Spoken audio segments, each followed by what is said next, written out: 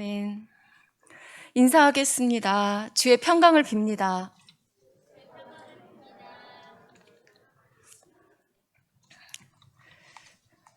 저는 카톡이나 문자 보낼 때 거의 언제나 쓰는 인사말이 샬롬이나 주의 평강입니다. 저뿐 아니라 우리 성도님들도 정말 이 평강이라는 말을 무척 좋아하실 거라고 생각합니다. 요즘같이 힘든 세상은 더욱이 평강이라는 말 자체만 들어도 참 마음이 좋아집니다. 코로나로 인해서 늘 불안하죠. 경제적으로도 힘들고. 그러나 무엇보다도 관계의 깨어짐에서 오는 그 마음의 불편함은 우리를 평안과는 거리가 먼 사람으로 만들어버리기가 일쑤입니다. 부활의 주님이 제자들을 만나셨을 때 가장 먼저 하신 말씀이 무엇인지 머릿속에 떠오르시죠? 제가 올해 사순절을 지나면서 고난주간까지 계속해서 주님의 말씀 중에서 가장 많이 묵상되어지는 그 말씀이 평강이 있을지어다 였어요. 그렇다고 제 마음이 막 불안하거나 두려움에 있는 건 아니었어요. 근데 이상하게 늘 떠오르는 말씀이었고 이제 부활의 주님이 가장 먼저 너희에게 평강이 있을지어다라고 하셨기 때문에 부활절을 지난 이 첫 수요일에 이 말씀을 갖고 오게 됐습니다. 평강은 하나님과의 온전한 관계를 말합니다. 평강은 헬라어로 에이레네인데 샬롬과 같은 뜻입니다. 샬롬은 유대인들이 전통적으로 하는 인사법이지만 여기서 말씀하고 있는 평강은 일상적인 인사와는 아주 다른 겁니다. 세상이 가져다 두는 평안과 다른 것으로서 하나님께로부터 오는 주님이 주시는 평안입니다. 오늘 본문 12절 시작에서 바울은 하나님이 택하시고 거룩하고 하나님이 택하사 거룩하고 사랑받는 자처럼, 다시 말해서 이미 너희가 그런 자가 되었다면 그 뒤에 나오는 말씀처럼 그런 자가 되라고 말합니다. 그리고 15절에서는 그리스도의 평강이 너희 마음을 주장하게 하라. 너희는 평강을 위하여 부르심을 받았나니 라고 합니다. 우리 성도님들 지금 평강하십니까? 택하시고 부르시고 거룩하게 하시고 사랑받는 자는 그리스도의 평강이 그 마음을 주장해야 마땅합니다. 에이, 무슨 그래요? 그리스도인에게도 분명히 고난이 있고 감당해야 할 사명 때문에 힘들 때도 있죠. 살다 보면 평강하지 못할 때 있는데 어찌 평강해야만 한다고, 그게 마땅하다고 할까요? 그리스도인의 평강을 위해서 우리 주님이 엄청난 일을 하셨기 때문에 그리스도인은 평강해야 마땅합니다. 여기서 말하는 평강은 아까도 말했지만 육신의 편안함이나 안락함이나 육신의 행복을 말하는 것이 결코 아닙니다. 부활의 주님이 제자들에게 찾아오셔서 가장 먼저 하신 말씀이 너희에게 평강이 있을지어다 였습니다. 안식 후 첫날 저녁 때 곧 주님이 부활하신 그날이죠. 제자들이 유대인들을 두려워하여서 모인 곳의 문들을 다 닫았다라고 성경이 말해요. 문들이라고 복수로 쓰여 있어요. 모든 문들을 다 걸어 잠그고 꾹꾹 걸어 잠그고 있었다라는 것인데, 지금 제자들의 마음이 무척이나 불안하고 두려움에 쌓여 있다는 것을 알 수 있습니다. 그들이 유대인들을 두려워해서 라고 이렇게 기록하고 있고 실제로 그렇습니다. 그런데요, 사실 이 두려움과 불안, 그들에게 지금 있는 이것은 관계의 깨어짐에서 온 것입니다. 그들은 3년을 믿고 따랐던 예수님을 잃어버렸죠. 자신의 선생님이 로마 군인들에게 붙잡힐 때 모두 도망갔어요. 실제로 지금 제자들 입장에서 보면 예수님과의 관계는 깨어진 상태입니다.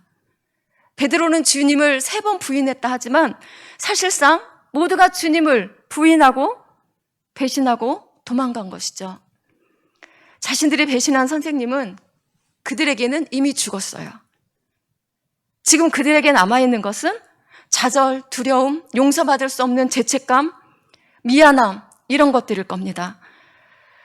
지금 이대로라면 제자들에게 있어서 주님을 향한 죄책감은 평생 그들에게 상처로 남아 있을 수도 있습니다. 아직은 주님의 부활을 믿지 못하고 있는 제자들에게 주님과의 이 깨어진 관계는 도저히 무엇으로도 회복될 수 없는 것이었을 거예요. 그런데 그 닫혀진 문들과 상관없이 부활하신 주님께서 그들 가운데 떡하니 서셨어요. 그리고 두려움과 불안에 떨고 있는 제자들을 향해서 가장 먼저 너희에게 평강이 있을지어다 라고 이렇게 말씀하신 겁니다. 예수님은 왜 부활 후에 처음 만난 제자들에게 이 말씀부터 하셨을까요? 주님은 너에게 평강이 있을지어다라고 하시면서 제자들에게 그 못 박힌 손과 창에 찔려 찢겨진 옆구리를 보여주셨어요. 주님이 주시는 평강은요, 주님이 보여주신 그 손과 옆구리에서 나오는 겁니다. 다시 말해서 주님이 못 박힌 손과 창으로 찢겨진 옆구리는요, 주님이 고난당하시고 죽으신 것을 그대로 보여주는 증거입니다. 봐라, 이것이 내 손이고 이것이 창으로 찢겨진 내 옆구리다. 나는 분명히 이렇게 죽었다. 그러나 나는 또 이렇게 살아있다. 주님이 십자가에서의 그 놀라운 사랑의 일을 하심으로 인해서 죄로 인해 하나님과 우리 사이에 담을 무너뜨리시고 하나님과 화평하게 하셨습니다. 사람들이 죄 때문에 도저히 이웃과의 관계에서 사랑으로 화목할 수 없었던 그 관계를 사랑할 수 있는 관계로 만드셨기 때문에 부활의 주님은요, 가장 먼저 제자들에게 오셔서 평강을 말씀하시고 계신 겁니다. 그리고 주님의 부활은 구원을 완성하신 겁니다. 부활하신 예수님은 바울이 고린도전서 15장에서 말한 것처럼 다시는 썩지 않을 몸, 영광스러운 몸, 시공을 초월해 제약을 받지 않는 그 신비로운 몸이시기 때문에 제자들이 그냥 보면 몰라볼 수도 있습니다. 무덤에서 처음 예수님을 만났던 막달라 마리아, 예수님을 동산직인 줄 알았잖아요. 엠마오로 가는 두 제자도 쭉 함께 갔지만 예수님을 알아보지 못했어요. 그렇게 주님은 새로운 몸으로 부활하셨죠. 근데 주님이 지금 못 박힌 손과 창으로 찔린 그 옆구리를 보이시는 것은요, 단순히 못 알아보는 제자들에게 주님이신 것을 알게 하시려는 그것만은 아닙니다. 제자들을 안심시키려고 그러시는 건 아니에요. 분명하게 주님의 죽으심과 부활을 알게 하셔서 제자들이 그리스도의 보혈로 죄 씻음 받고 제자들 안에 하나님의 임재가 이루어지고 그리스도의 평강으로 하나님과 화목을 이루게 되었음을 분명하게 말씀하시고 싶은 겁니다. 주님께서 처음 제자들에게 나타나셨을 때 그 자리에 없었던 제자가 있었죠. 도마였죠. 도마는 다른 제자들을 통해서만 예수님의 부활을 전해 들었습니다. 그리고 여드레를 지났어요. 거기에 도마랑 제자들이 함께 다시 모였습니다. 여전히 문들을 꽉 닫고 있어요. 그때 주님이 다시 가운데 딱 서셔서 똑같이 선포하셨습니다. 너희에게 평강이 있을지어다. 우리 로마서 5장 10절을 함께 읽겠습니다. 시작. 곧 우리가 원수 되었을 때 그의 아들의 죽으심으로 말미암아 하나님과 화목하게 되었은즉 화목하게 된 자로서는 더욱 그의 살아나심으로 말미암아 구원을 받을 것이니라. 아멘. 이제 주님은 제자들에게 믿음 없는 자가 되지 말고 믿는 자가 되라 라고 이렇게 말씀하세요. 이 말씀은 곧 우리에게도 동일하게 선포되어진 말씀인 줄 믿습니다. 본문 처음에 바울이 골로새 교회에게 하나님이 택하사 거룩하고 사랑받는 자라고 쓰고 있죠. 우리 12절을 다시 한번 읽어보겠습니다. 시작. 그러므로 너희는 하나님이 택하사 거룩하고 사랑받는 자처럼 긍휼과 자비와 겸손과 온유와 오래 참음을 옷 입고. 아멘. 여기에 열거하고 있는 성품들 다 주 예수님의 성품들입니다. 늘 하나님과 화평한 가운데 하나가 되어 계신 주 예수님에게서만 나올 수 있는 성품들이죠. 이것은 그리스도의 성품이고 죄악된 인간에게서는 결코 나올 수 없는 성품들입니다. 그럼에도 불구하고 바울이 너희도 할 수 있다 이렇게 말하고 있는 것은 우리 또한 하나님과 화평 가운데 있을 때 분명하게 내어놓을 수 있는 성품들이라는 것으로 이렇게 말하고 있어요. 바울이 이렇게 말하고 있는 근거가 오늘 우리가 읽지는 않았지만 그 앞절들에 다 있습니다. 제가 얘기해 보겠습니다. 너희는 부활하신 그리스도와 함께 다시 살리심을 받은 사람들이다. 너희는 이제 이외에 계신 그리스도를 찾아라. 너희가 땅에 속한 자로 있었을 때 너희에게서 나올 수 있었던 것은 음란과 부정과 사욕과 악한 정욕과 탐심이었다. 그러나 땅에 속하였던 너희 옛사람은 그리스도와 함께 이제 이미 죽었으니 이제는 너희가 이 모든 것을 벗어버리라. 곧 분함, 노여움, 악의, 비방, 너희 입에 부끄러운 말이라. 너희가 서로 거짓말을 하지 말라 라고 강력하게 말하고 있습니다. 여기서 보면 분함과 노여움과 악의와 비방과 너희 입에 부끄러운 말, 거짓말, 이것은 모두 예수 믿기 전에 옛사람들의 관계에서 나올 수 있는 것들입니다. 십자가의 보혈의 은혜를 전혀 입지 못한 상태에서 나올 수 있는 것들, 바로 옛사람과 그 행위들입니다. 그러나 긍휼, 자비, 겸손, 온유, 오래 참음, 이것 또한 모두 다 서로의 관계에서 나올 수 있는 성품들인데 이 성품들은 그리스도와 함께 죽고 다시 살리심을 받아서 새 사람을 입고 하나님의 형상을 회복한 자들에게서도 나올 수 있는 것들이라는 겁니다. 바울은 그렇게 새 사람을 입은 너희들 또한 그리스도의 연합으로 그와 같은 성품들로 옷 입으라고 이렇게 말하고 있습니다. 그러나 그럼에도 불구하고 너희 안에 이런 일이 있을 수 있다라고 또 말하고 있어요. 우리 13절을 함께 읽어보겠습니다. 시작. 누가 누구에게 불만이 있거든 서로 용납하여 피차 용서하되 주께서 너희를 용서하신 것 같이 그리하고. 불만이 나왔죠. 근데 이미 그 마음에서는 뭔가 지금 깨어진 관계가 있다는 거예요. 마음의 상함을 입었을 수도 있습니다. 그럴 때 뭐 하라고 하냐면 서로 용납하여 피차 용서하라고. 여기서 주목해야 할 단어가 서로 피차예요. 관계의 깨어짐은 한 사람이 아니라 두 사람 이상이 관련되어 있는 거잖아요. 이때 서로 피차가 용서하고 용납해야 온전한 회복이 일어날 수 있다는 겁니다. 사실 관계의 깨어짐에서 오는 아픔만큼 힘든 것도 없습니다. 정말 많이 경험해 봤어요, 저는. 결코 쉽지 않아요. 그래서 바울은 주님의 용서를 갖고 옵니다. 온 세상을 다 주어도 결코 해결할 수 없는 인간들의 죄, 반드시 사망을 내놓아야만 씻을 수 있는 그 죄의 용서를 위해서 하나님이신 그리스도께서 너희를 용서하시려고 죽으신 것을 기억하라고요. 너희 옛사람을 죽게 하시려고 그리스도께서 십자가에서 죽으실 때 너희도 함께 죽었고 그리고 그리스도와 함께 다시 살리심을 받은 너희인 것을 기억하라고요. 이제 너희는 세상에 속한 자가 아니고 거룩하신 하나님께 속한 자들임을 기억하라고 말하는 겁니다. 우리는 주 안에서 훗날엔 완전히 하나가 될 것입니다. 하지만 지금은 개개인의 성품과 기질이 있고요.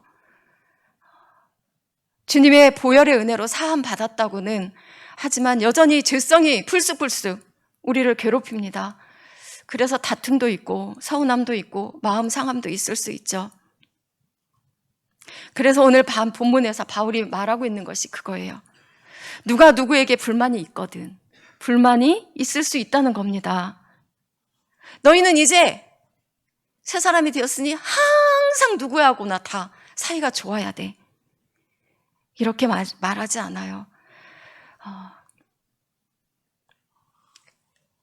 무조건 너희는 용납하고 무조건 용서하고 어떤 다툼이나 불만도 가지면 안 된다라고 말하고 있는 것이 아니라 불만이 있을 수 있다라고 얘기해요.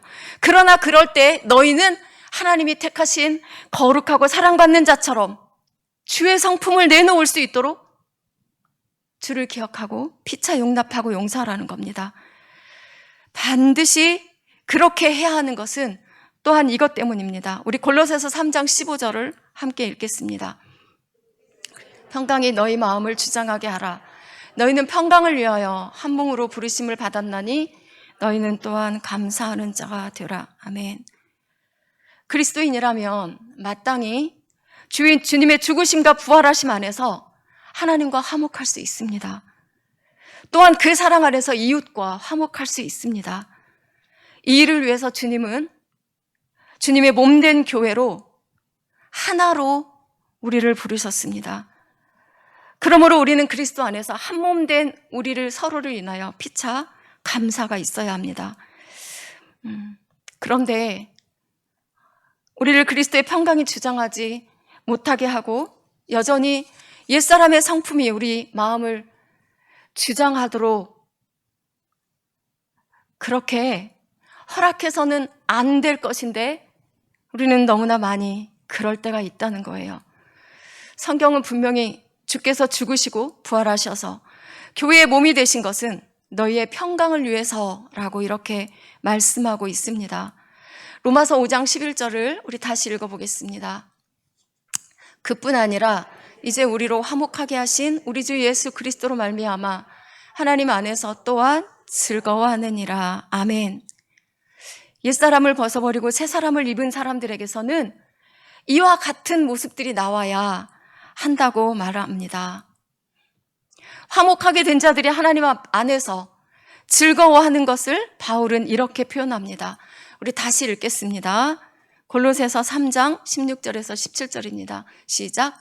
그리스도의 말씀이 너희 속에 풍성히 거하여 모든 지혜로 피차 가르치며 권면하고 시와 찬송과 신령한 노래를 부르며 감사하는 마음으로 하나님을 찬양하고 또 무엇을 하든지 말에나 일에나 다 주 예수의 이름으로 하고 그를 힘입어 하나님 아버지께 감사하라. 그리스도의 평강이 그 마음을 주장하는 사람들의 모습을 이렇게 표현하고 있습니다. 먼저는 그리스도의 말씀이 너희 안에 풍성하게, 너희 속에 풍성하게 거한다고 하네요. 그리고 피차 가르치고 권면하라고요. 너무 감사하게도 하나님은 부족한 저를 종으로 세우셔서 제가 우리 성도님들과 이야기할 때 권면할 해야 할 때가 있어서 이렇게 권면을 드리면 잘 받아주시는 것을 많이 경험합니다. 이것은 제가 말을 잘해서가 아니에요. 제가 말을 잘해서가 아니라 제 권면을 들으시는 분들의 마음이 이미 주의 말씀으로 열려있기 때문이라고 저는 그렇게 믿습니다. 그런데 사실 피차 권면하고 가르치는 일 정말 쉽지 않아요.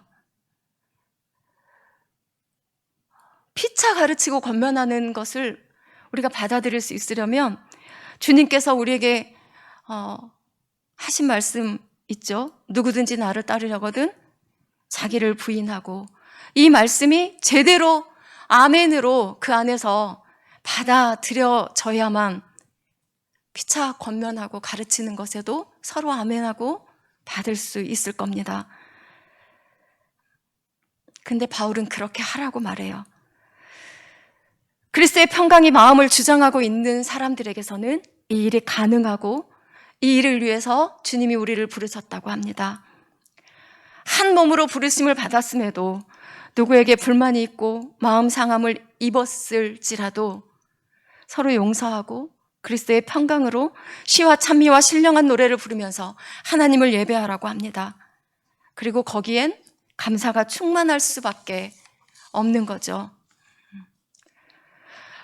그런데 또 그럼에도 불구하고 깨어진 마음을 어찌할 수가 없어요.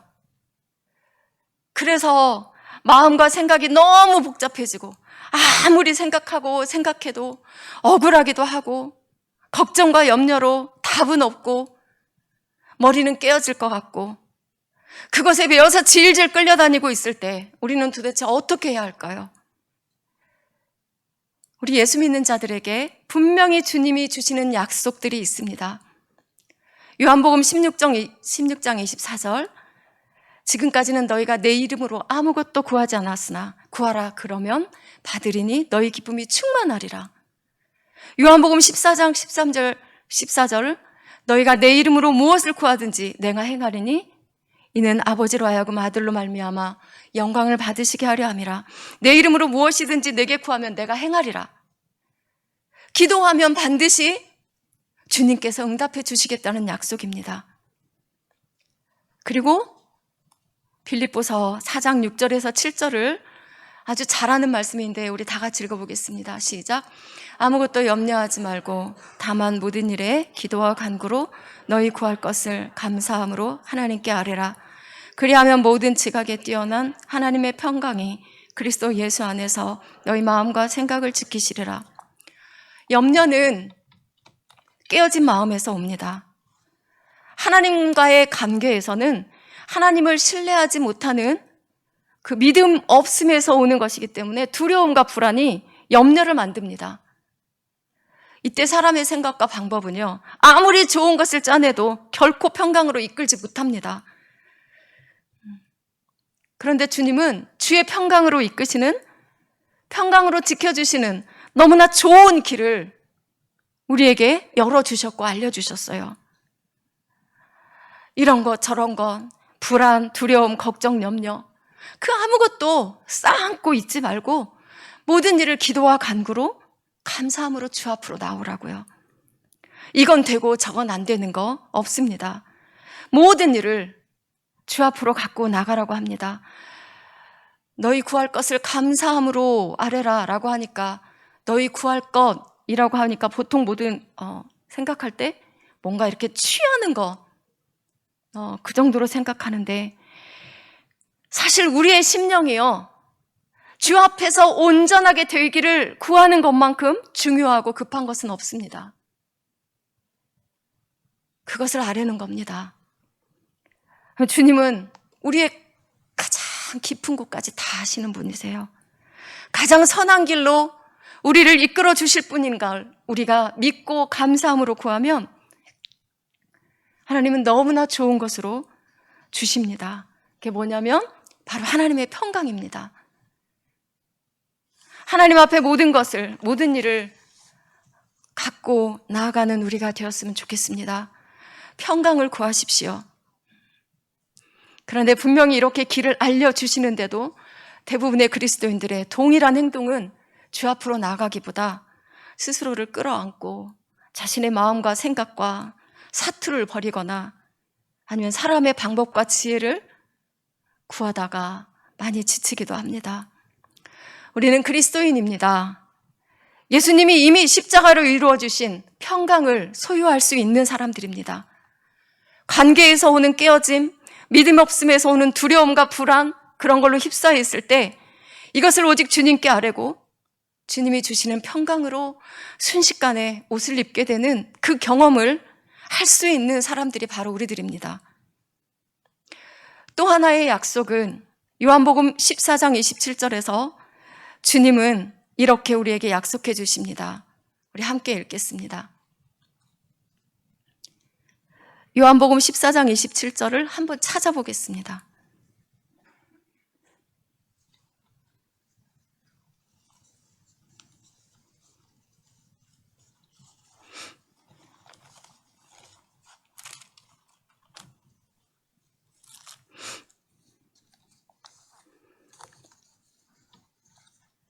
읽겠습니다.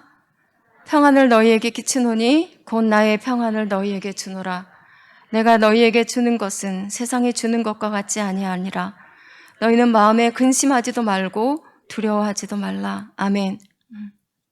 이 말씀은 주님이 이제 곧 십자가에서 죽으시고 부활하시고 그리고 아버지께로 가신 후에 보내실 성령에 대해서 약속하시면서 같이 평안을 주실 것에 대한 약속입니다. 우리가 앞에서 말한 요한복음 20장에서도요. 주님은 제자들에게 평강이 너희에게 있을지어다 라고 말씀하신 후에 바로 사명을 주셨어요. 그리고 사명을 주신 후에 바로 숨을 내쉬면서 성령을 받으라 라고 이렇게 말씀하십니다. 주님은 이미 십자가로 우리가 화평을 이룰 수 있도록 다 길을 내어주셨습니다.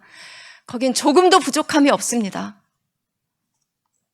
그러나 그럼에도 여전히 육신을 입고 이 땅에서 죄와 함께 살면서 여전히 불안한 상태로 살아가야 할 당신의 백성들이 그들의 지혜와 힘과 능력으로는 안 되는 것을 아시기 때문에 고아와 같이 버려두지 않으시고 성령을 주시겠다고 약속하셨고요.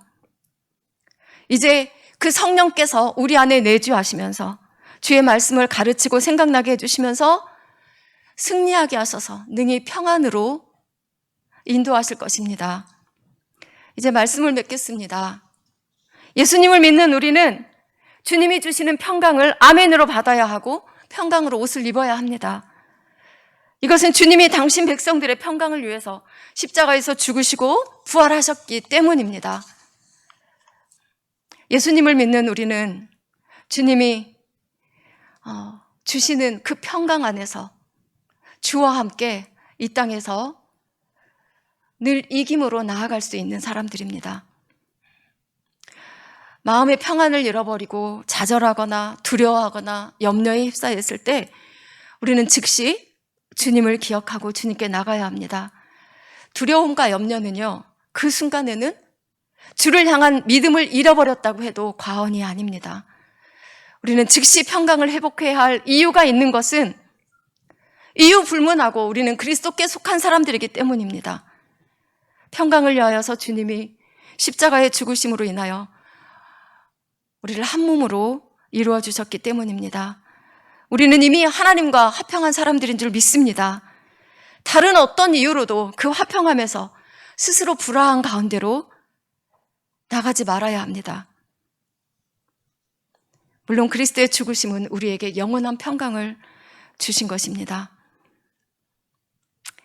그래도 우리의 마음은 언제든 믿음 없는 자처럼 염려와 불안과 두려움에 쌓일 수 있음을 알죠.